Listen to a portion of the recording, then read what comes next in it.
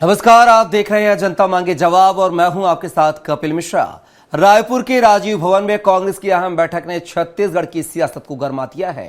सचिन पायलट ने बीजेपी सरकार पर घमंड और दिल्ली से शासन चलाने का आरोप लगाया, तो वहीं मंत्री रामविचार नेताम ने तंज कसते हुए कांग्रेस को विपक्ष की भूमिका निभाने की नसीहत डाली। इसी पर आज चर्चा करेंगे, लेकिन सबसे पहले देख लेते हैं खास रिपोर्ट।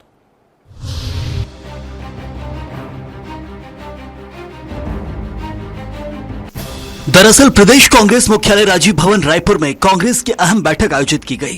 बैठक की अध्यक्षता प्रदेश कांग्रेस प्रभारी सचिन पायलट ने की। इसमें प्रदेश अध्यक्ष दीपक बैज, नेता प्रतिपक्ष चरणदास महंत समेत कई वरिष्ठ नेता और पदाधिकारी मौजूद रहे। बैठक में आगामी रणनीति पर चर्चा करते हुए बीजेपी सरकार को विभिन्न जन मुद्दों पर घेरने और जमीनी स्तर पर आंदोलन को तेज करने का निर्णय लिया गया। इस दौरान सचिन पायलट ने केंद्र और राज्य की बीजेपी सरकार पर तीखा हमला बोला। कहा कि बीजेपी दोनों जगह सत्ता में होने के बावजूद जनता की पीड़ा और असली मुद्दों से पूरी तरह कट चुकी है। सत्ता के घमंड में आज भी वे नेहरू, इंदिरा गांधी और राजीव गांधी को दोष दे रहे हैं। पायलट ने कहा कि खंडित जनादेश के बावजूद सरकार का रवैया अहंकारी है। छत्तीसगढ़ में शासन तंत्र दिल्ली से संचालित हो रहा है, जबकि जनता ने यहाँ की सरकार बनाने के लिए वोट दिया था। इतने साल से शासन में है, 11 साल के शासन के बाद इतना घमंड और अहंकार उनमें आ गया है कि जनता की पीड़ा क्या है, जनता के इश्यूज क्या है, उन्हें समझने की ज़रूरत नहीं है। वो तो आज भी नेहरू जी को, इंदिरा गांधी जी को, राजीव गांधी जी को ब्लेम कर रहे हैं पूरे देश में जो हो रहा है। हमारा सीधा सवाल है कि आप तीसरी बार सत्ता में आए हैं, एक खंडित जनादेश है, आप एक कोalition सरकार है, बावजूद उसके आप इतने घमंड में कार्रवाई कर रहे हैं। सचिन पायलट के रायपुर दौरे पर कैबिनेट मंत्री रामविचार नेताम ने तंज कसते हुए कहा कि कांग्रेस नेता सैर सपाटा करके चले जाते हैं और जरूरत पड़ने पर ईंधन भरवाकर लौट जाते हैं। कहा कि कांग्रेस विपक्ष में है और बैठक करना उसका अधिकार है, लेकिन सरकार पूरी कार्य योजना के साथ काम कर रही है और जनता से जुड़े फैसले ले रही है। ये लोग आते हैं, सैर सपाटा करके चले जाते हैं और पायलट आ रहे हैं, यहाँ ईंधन की कमी होगी, वो भर के निकल जाएंगे। बहरहाल राजीव भवन की बैठक के बाद साफ है कि छत्तीसगढ़ में सियासी टकराव और तेज होगा। कांग्रेस सड़कों पर उतरकर बीजेपी सरकार को जन मुद्दों पर घेरने की तैयारी में है, तो वहीं सरकार जवाबी हमलों के साथ अपने कामकाज को आगे बढ़ाने में जुटी है। आने वाले दिनों में प्रदेश की राजनीति और गरमाने वाली है। स्वराज एक्सप्रेस के लिए रायपुर से दिलीप साहू की रिपोर्ट। तो देखा आपने, कांग्रेस प्रभारी सचिन पायलट छत्तीसगढ़ के दौरे पर हैं और इसको लेकर जो है तमाम तरह की बातें जो है सत्ता पक्ष कर रहा है, विपक्ष जो है अपने आप को मजबूती का जो है हवाला दे रहा है। इस पूरे मुद्दे पर चर्चा करेंगे। हमारे साथ एक विशेष पैनल जुड़ा हुआ है, पहले परिचय करवा देता हूं, फिर हम चर्चा में जाएंगे। इस पूरे मुद्दे पर चर्चा करने के लिए हमारे साथ जुड़ गए हैं बीजेपी प्रवक्ता शताब्दी पांडे जी, साथ ही बात की जाए कांग्रेस प्रवक्ता शिल्पा दिवांगन जी और पत्रकार कौशल स्वर्णवीर जी हमारे साथ है। तीनों मेहमानों का बहुत स्वागत है हमारी चर्चा में। और पहला सवाल जो है शताब्दी पांडे जी मेरा आपसे ही है कि अगर कांग्रेस प्रभारी सचिन पायलट छत्तीसगढ़ का दौरा कर रहे हैं, उनके नवनियुक्त जिला अध्यक्ष बने हैं, साथ ही बात की जाए वो अभी हाल ही में मनरेगा को जिस तरीके से नाम बदला गया उसको लेकर वो मोर्चा संभालने के लिए उनका ग्राम स्तर से लेकर पंचायत स्तर से लेकर जो है ब्लॉक और फिर विधानसभा स्तर तक का उनका प्रोग्राम है, विधानसभा घेराव का प्रदर्शन करने जा रही है सत्ताधारी पार्टी के खिलाफ, सरकार के खिलाफ। तो क्या कोई डर सता रहा शताब्दी जी, जो आपके नेता इस तरीके के बयान दे रहे हैं कि वो ईंधन भरवाने आ रहे हैं, कहीं वो टाइम पास करने आ रहे हैं, सैर सपाटा करने आ रहे हैं? देखिए, दर्द की कोई बात नहीं है इसमें, लेकिन जिस प्रकार से ये बयानबाजी करते हैं, जिस प्रकार से खंडित जनादेश कहते हैं, ये खंडित जनादेश कहना ये जनता का अपमान है। और इसके साथ ही ये जिस प्रकार की बात करते हैं, घमंड की बात करते हैं, घमंड की बात करना बिल्कुल गलत है। इनको सत्ता जिस प्रकार से संभाल रही है भारतीय जनता पार्टी, वो सहन नहीं हो रहा है और इस प्रकार की बयानबाजी करते हैं। और मैं तो ऐसे जो नेता इनके आते हैं कुछ समय के लिए छत्तीसगढ़ में, इनको राजनीतिक पर्यटक ही कहूंगी। और सिर्फ पर्यटन की दृष्टि से आते हैं और इनको अपनी खुद की कांग्रेस पार्टी संभाली नहीं जा रही है। और इनकी गुटबाजी यहां पर इतनी ज्यादा है कि बार बार सचिन पायलट को यहां आना पड़ता है और वो अपनी जो टूटी बिखरी सी स्कैटर्ड जो कांग्रेस हो गई है उसको एक सूत्र में पिरोने का प्रयास कर रहे हैं। तो इस प्रकार से ये निश्चित रूप से हमारे जो मंत्री रामविचार नेताम जी ने कहा वो बिल्कुल सही कहा है कि सैर सपाटा करने आते हैं, घूमने फिरने आते हैं और फिर चले जाते हैं बयान देकर। तो इसमें क्या गलत कहा है? शताब्दी जी, ये सैर सपाटा वाली बात मतलब सही है या नहीं है? कहीं ऐसा तो नहीं कि जो मनरेगा के नाम बदलने को प्रदर्शन है उसको लेकर छटपटाहट है सत्ता पक्ष में? देखिए, सत्ता पक्ष को छटपटाहट क्यों रहेगी? क्योंकि अगर 2005 में कोई नियम कानून बने थे तो 2005 की भौगोलिक, सामाजिक, आर्थिक परिस्थिति को देखकर बने थे। लेकिन 2025 में यदि हमको ग्रामीण विकास करना है, समेकित विकास करना, इंटीग्रेटेड डेवलपमेंट करना है, तो निश्चित रूप से उसमें कुछ परिवर्तन और विकास चाहिए। तो उसमें कुछ विकास करके, उसमें कुछ इन्हांसमेंट करके अगर मान लीजिए नया बिल आया है तो उसका विरोध करने की बजाय उसमें क्या अच्छा हो सकता है, उसमें कुछ सुझाव दे सकते हैं। लेकिन हम विरोध करेंगे सीधा, अभी आपने देखा ही नहीं, पढ़ा ही नहीं, समझा ही नहीं, उसका इम्प्लीमेंटेशन शुरू हुआ ही नहीं, बस विरोध करेंगे। तो विरोध की राजनीति और सड़कों पर उतरकर नारेबाजी की राजनीति, तोड़फोड़ की राजनीति, गलत अपशब्दों के प्रयोग की राजनीति जो कांग्रेस कर रही है, इसको लेकर तकलीफ है। आप अच्छे, सशक्त और सकारात्मक विपक्ष की भूमिका निभाइए ना, कौन मना करता है आपको? शिल्पा जी, सचिन पायलट का दौरा है, यूं तो कांग्रेस को मजबूत करने के लिए दौरे होते रहते हैं, वरिष्ठ नेताओं के, कोई पहला वाक्य नहीं, इससे पहले भी हुए हैं। लेकिन जैसा कि बीजेपी नेता कह रहे हैं, मंत्री साहब कह रहे हैं कि वो सैर सपाटा करने आ रहे हैं, ईंधन की कमी हो गई, ईंधन भरवाने आ रहे हैं, आखिर वजह क्या है? आप ही स्पष्ट कर दीजिए ना शिल्पा जी।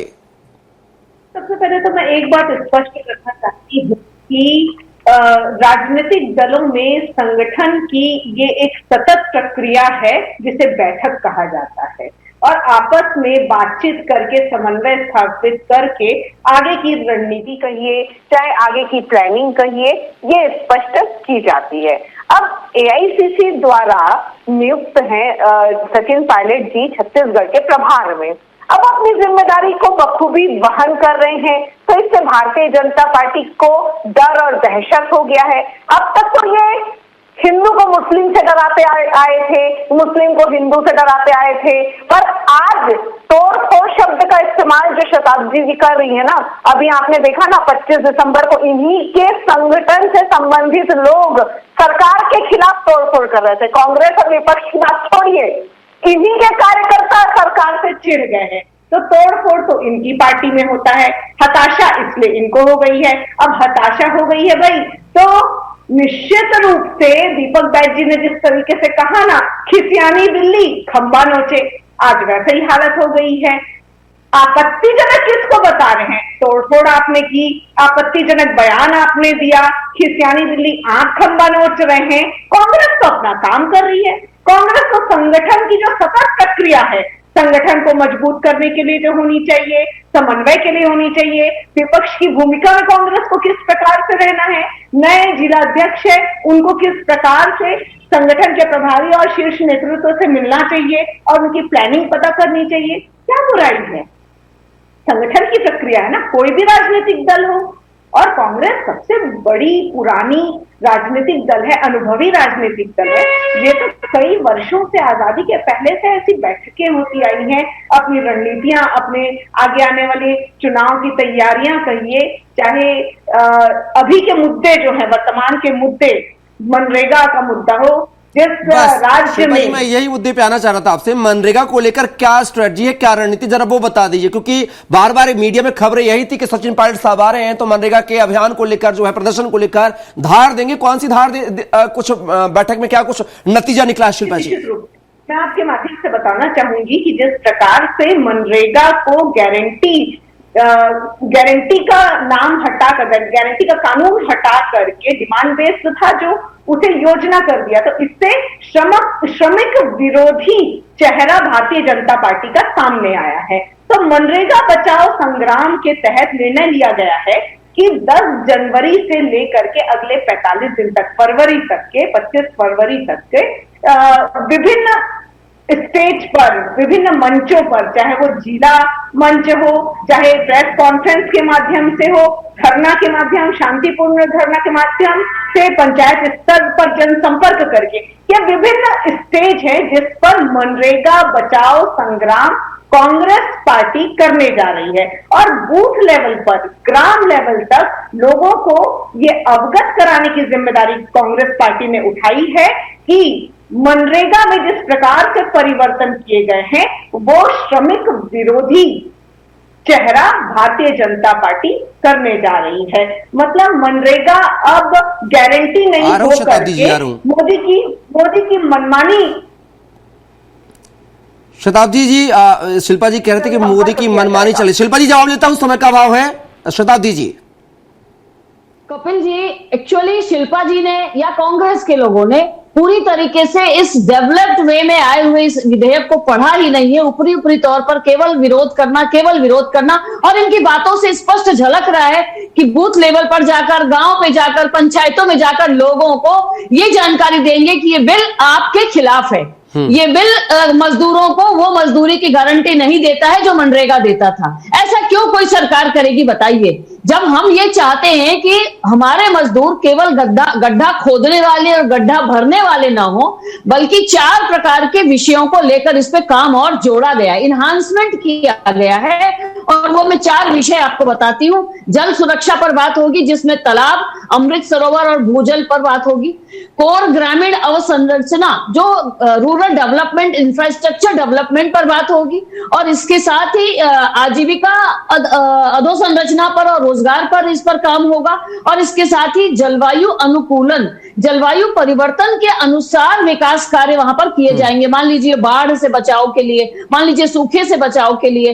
और इसके साथ पहले मजदूरों को केवल कच्ची सड़क के निर्माण के काम में ही जोड़ा जाता था, तो हर जगह केवल कच्ची सड़क ही तो नहीं बनेगी। आने वाले समय में डेवलपमेंट भी हो रहे हैं, तो अब उनको जितने इमारत के कार्य हैं, चाहे वो स्कूल की बाउंड्री वॉल हो, चाहे वो पंचायत भवन का निर्माण हो, चाहे सड़क कनेक्टिविटी हो, चाहे आजीविका के बहुत सारे काम हो, सब में जोड़ा जाएगा।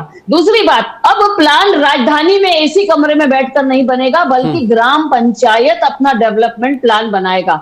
100 दिनों की जगह 125 दिन की उसमें गारंटी दी गई है। इसके साथ ही मैं एक बात और बता दूं कि महिलाओं के लिए इसमें जोड़ा गया है 33% उनको देना ही देना है काम।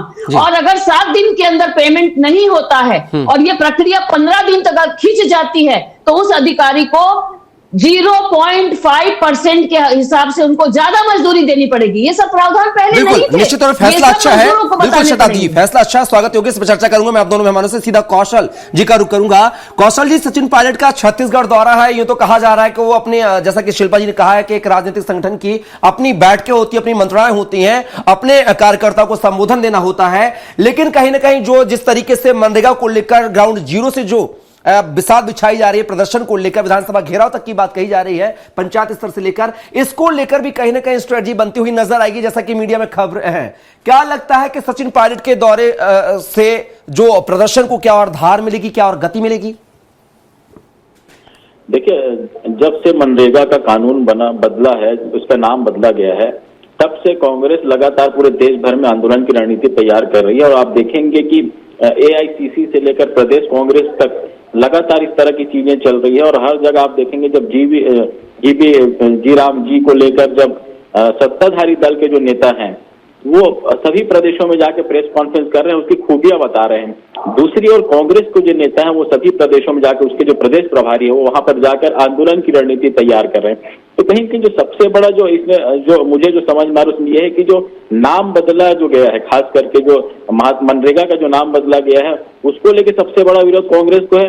दूसरा, इस कानून को लेकर जो योजना बदल गई है वो इसको दूसरा विरोध लगता है। लेकिन आप देखेंगे कि जो जी राम जी जो योजना, उसमें बहुत सारी चीजें ऐसी है जो काफी अच्छी है, उसको भी देखना चाहिए। क्योंकि आप जब उस योजना के बारे में जाएंगे तो जो DBT जैसी स्कीम इसमें भी ला के रहे हैं कि जो मनरेगा का जो श्रमिक है उसको डायरेक्ट पैसा देंगे।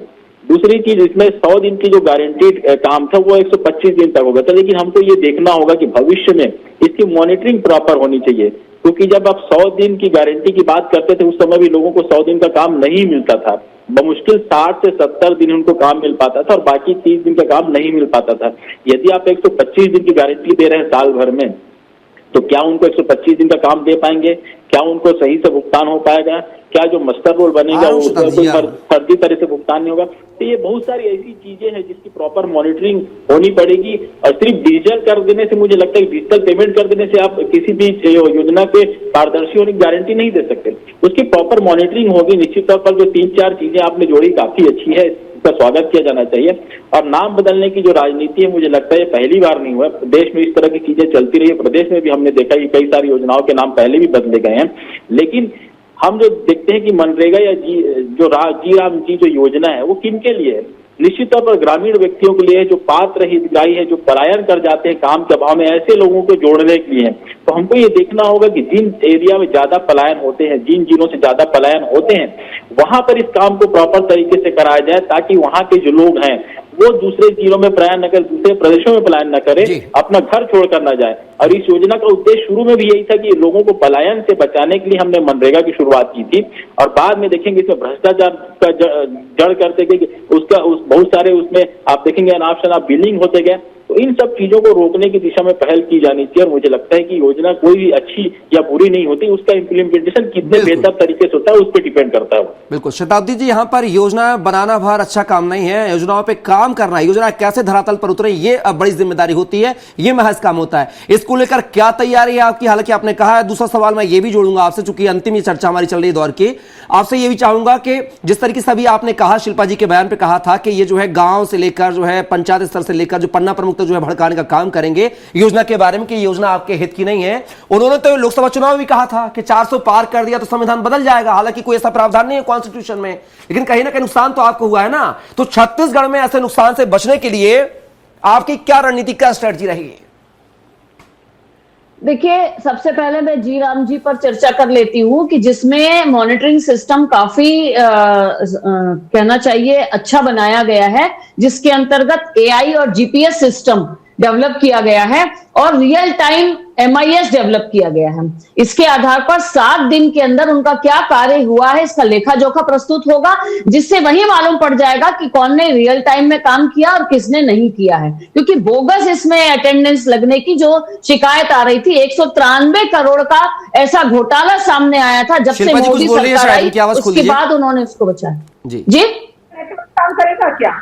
जीपीएस नेटवर्किंग जो है, ग्लोबल नेटवर्किंग जो है, वो ग्रामीण क्षेत्रों में नेटवर्क कार्य करेगा क्या? इसकी गारंटी दे रहे हैं क्या? आपने तो गारंटी शब्द ही मनरेगा से हटा दिया, जी राम जी से गारंटी शब्द ही हटा दिया, योजना नाम दे दिया उसको। कपिल जी, मैं अपनी बात पूरी कर लेती पहले। तो मैं ये कह रही थी कि इसमें मजदूरों को 60 दिन जो वो किसानी के समय में उनको जो नुकसान होता था उससे बचत होगी, उसमें अवकाश दे दिया गया है। इन 60 दिनों में पूरे देश भर में अब ये जी राम जी योजना का कार्य नहीं होगा, जिसकी वजह से उनको किसानी में भी काम करने का अवसर मिलेगा, वहां भी उनकी इनकम होगी और फिर रेस्ट ऑफ द डेज में वो ये मनरेगा जो चर्चा। थोड़ा सा दूसरा सवाल जो मेरा ये है, उन्होंने सवाल उठाया है, मैं सवाल ले रहा हूं कि छत्तीसगढ़ जो है वनांचल क्षेत्र है जहां पर नेटवर्क की प्रॉब्लम होती है। अभी हमने खबरें देखी है जहां पर आधार कार्ड बना था, एक सेंटर की खबर थी छत्तीसगढ़ की, वहां पर लाइट नहीं थी, नेटवर्क नहीं मिले थे उनको। कहीं जो कार्यक्रम स्थल था वहां से करीब 50 मीटर आगे जाकर वहां पे किसी घर में लाइट का कनेक्शन लेना पड़ा था। ऐसी जो दिक्कतें आएंगी, मुश्किलें आएंगी, उनसे कैसे निजात पाएंगे? ये भी तो बड़ा देखिए, उनसे निजात पाने के लिए चूंकि पंचायतों को पूरे अधिकार दे दिए हैं, चूंकि इसमें अब राज्य का भी 60-40 का रेशियो है, तो निश्चित रूप से जो राज्य सरकार है उन्होंने भी अपनी मॉनिटरिंग सिस्टम लगानी है। इसमें पंचायतों के द्वारा इसमें प्लान बनाया जाएगा, पंचायत की मॉनिटरिंग सिस्टम रहेगी और निश्चित रूप से इंफ्रास्ट्रक्चर भी डेवलप करके दिया जाएगा, क्योंकि कन्वर्जेंस हो गया है। अब बहुत सारी योजनाएं इसके साथ क्लब हो गई है, जिससे कि ये सारी समस्याएं दूर होंगी। और दूसरा जो आपने राजनीतिक प्रश्न पूछा था, उसका मैं बस यही कहूंगी कि इस प्रकार से विरोध या सड़कों पर उतरकर इसके बारे में नेगेटिविटी फैलाने की बजाय इससे क्या बेहतर हो सकता है हमारे राज्य के मजदूरों के लिए, इस पर सोचना चाहिए। शिल्पा जी, अगर कोई भी चीज जो है जमीनी हकीकत पर सही से काम नहीं कर रही है, उसमें गोलमोल किया जा रहा है, घपलेबाजी की जा रही है, अगर उसमें सुधार किया जा रहा है तो उसमें हर्जी क्या है? नाम में क्या रखा है? काम होना चाहिए ना दमदार। देखिए, आपने भ्रष्टाचार की बात की, घपलेबाजी की बात की, तो 11 साल से तो भारतीय जनता पार्टी की सरकार है, तो इनको उसी समय जो भ्रष्टाचार है उसे दुरुस्त कर लेना चाहिए था, संज्ञान लेकर, तभी तो पकड़ में आया। उतने सालों तक के भ्रष्टाचार का नजारा क्यों लगा कर रखा हुआ था? पहला प्रश्न, पहली बात है। दूसरी बात है, इनको इतना चीख चीख करके बताने की आवश्यकता नहीं होती यदि ये जो योजना है वो बहुत अच्छी, 100% अच्छी और श्रमिकों के काम करने के लिए होती, श्रमिकों के लायक होती। परंतु आज जो है कई विसंगतियां कांग्रेस और जनता की नजरों में दिखाई दे रही है, स्पष्ट दिखाई दे रही है। शताब्दी जी, देर से जागे भ्रष्टाचार का तो देर नहीं हो गई जागते समय। शताब्दी जी 30 सेकंड में जवाब, फिर कौशल जी का रुख करूंगा। देखिए, ये जो योजना है अपने आप में अधिकार देती है हमारे ग्रामीणों को, हमारे मजदूरों को, उनको सशक्त बनाती है और पीढ़ियों तक ये विकास करेगी हमारे गांवों का। इसका अर्थ है कि हमारे गांव वासियों का विकास होगा, हमारे मजदूर केवल मजदूर नहीं रहेंगे, अपितु उनका सामाजिक, आर्थिक, राजनीतिक हर दृष्टि से विकास होगा। इसलिए इनको तकलीफ हो रही है और इनको इसलिए ये इसका विरोध कर रहे हैं। एक्चुअली कांग्रेस जो है वो ग्रामीणों और मजदूरों के पक्ष में नहीं, अपितु अपनी राजनीति को देख रही है, उसके तथ्य और तथ्य को नहीं देख रही है। उससे घबराइए नहीं, प्रश्न पूछे जाएंगे, सवाल आपको देना होगा, सवालों के उत्तर नहीं मिलेंगे तो फिर से सवाल उठाए जाएंगे और उग्र रूप में उठाए जाएंगे। जिस प्रकार से कांग्रेस प्रश्न पूछ रही है, जनता का स्वर उठा रही है, आवाज बुलंद करिए, आप उत्तर नहीं दे पा रही है, उत्तर नहीं मिल रहा है, तो प्रश्न तो पूछे जाएंगे। बिल्कुल प्रश्न पूछाएंगे। कौशल जी, जिस तरीके से इस मनरेगा को लेकर ये पूरी सियासत दिखी जा रही है, दौरा दिखा जा रहा है सचिन पायलट का, अभी हाल ही में खबरें ये भी आई कि बस्तर क्षेत्र में जो है राहुल गांधी, मल्लिकार्जुन खड़गे भी आएंगे, तो क्या लगता है कि बाद एक जो है वीआईपी द्वारा कांग्रेस के बड़े बड़े नेताओं का छत्तीसगढ़ में दौरा हो रहा है और ऐसे में मनरेगा को लेकर जो रणनीति बना रही है कांग्रेस, क्या उसको वास्तविकता में धार मिलेगी और उस धार से क्या जनता तक वो मैसेज जाएगा जो कांग्रेस वाकई पहुंचाना चाहती है?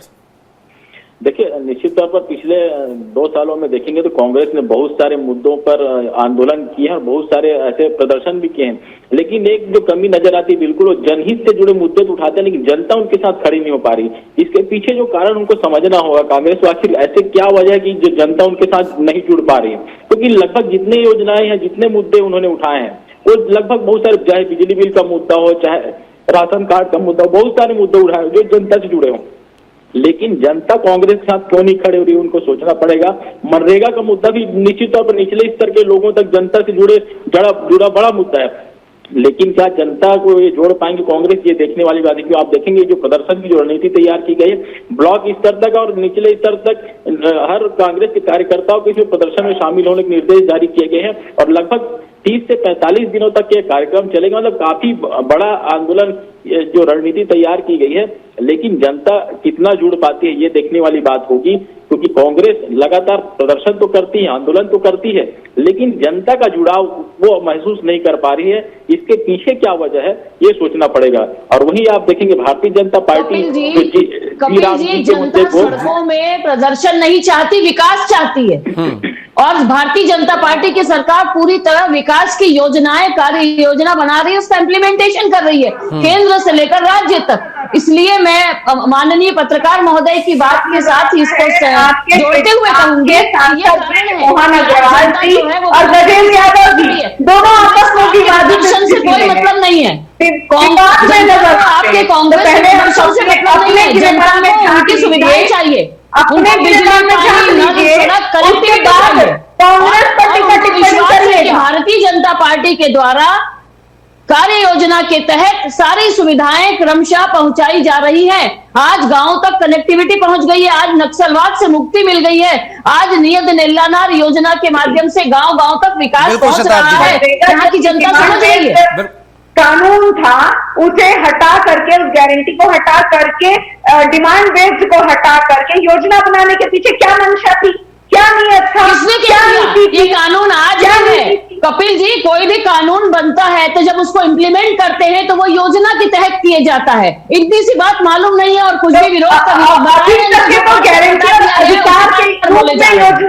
अधिकार और गारंटी के रूप में सफल क्रियान्वयन हो रहा था, उससे क्या दिक्कत थी? अभी भी सफल क्रियान्वयन हो रहा था, उससे क्या दिक्कत? शिल्पा जी और शताब्दी, समय का अभाव है, दोनों मेहमानों जो है क्षमा चाहूंगा और चर्चा में हिस्सा बनने के लिए कौशल जी आपका, शताब्दी जी आपका और शिल्पा जी आपका बहुत शुक्रिया, धन्यवाद।